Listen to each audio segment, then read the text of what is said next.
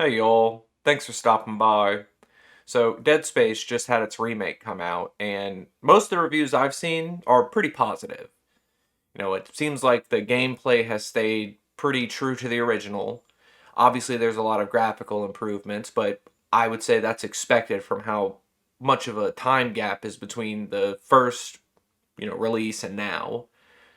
There were some changes that were made that I would say are inconsequential, but some people are up in arms about. The first one I heard about was some bathroom that was made into an agender bathroom, which, you know, typical for people to complain about something like that. But I think that's silly to be mad about because, like, just look at how we design space stations, like real world space stations. You don't have separate bathrooms by gender. Like, you have to conserve space when you're building things in space. So, like, that's just normal. I don't see any issue with that. Apparently, some characters in the beginning were race swapped, but they're like characters that die in the first hour or so of gameplay. To me, that's called a red shirt. That's just someone who they're supposed to die, so you have some emotional connection, like, I have to finish my mission sort of deal. But, you know, who they are doesn't matter. It's just that they were your friend and they died, or they're a crewmate and they died. But the big thing that I saw people complaining about the most was content warnings in the game. There's journal entries that you can find that get into some pretty heavy material, and there's a box that pops up that says, hey, this is going to be pretty heavy. You sure you want to read this? Now, there's the complaint because it's like, you're playing a horror game.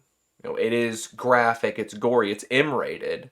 So why do I need to be warned that I'm going to read something that's, in a game where blood and gore is all over the place? And the thing about that is you don't. It doesn't show up automatically. You have to go into the settings and click a box to make that stuff pop up. So by default, it's off. You have to turn it on. So anybody who's complaining about that setting, they did it to themselves.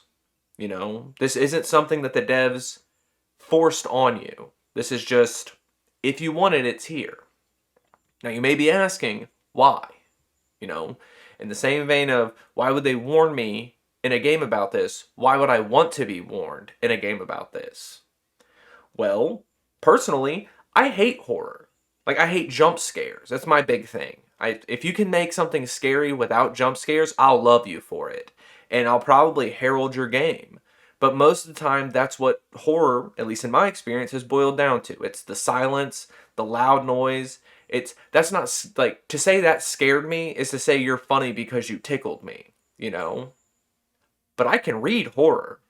Like, it's very, I prefer that medium because, you can imagine all sorts of things with some of the stuff that's written. It's the limits of what you see is up to you. Now, there's a difference between seeing something and, like, this is clearly fake and imaginary. You're on a space station that's being overrun by these sort of, it's not real. But people's journal entries are, emotions are, and it might affect you in a way that killing a monster doesn't. I don't have any issue with these kind of warnings in games. Like, I want video games to be accessible for everybody.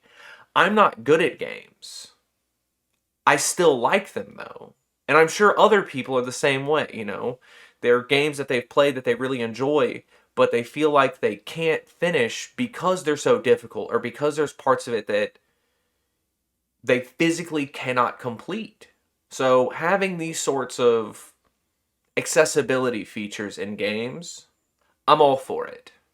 You know, on a commercial aspect, it's going to make your games sell better because people are going to recognize that you're trying to help them out. With it being a setting it's not on by default, I just don't see why this is a complaint. But, you know, capital G gamers will be angry at anything that affects their sensibilities. And I'm probably going to make more videos in the future about gameplay updates that are making people mad. So if you're into that, stick around and I'll see you then. But I guess until next time, y'all try to have a good day.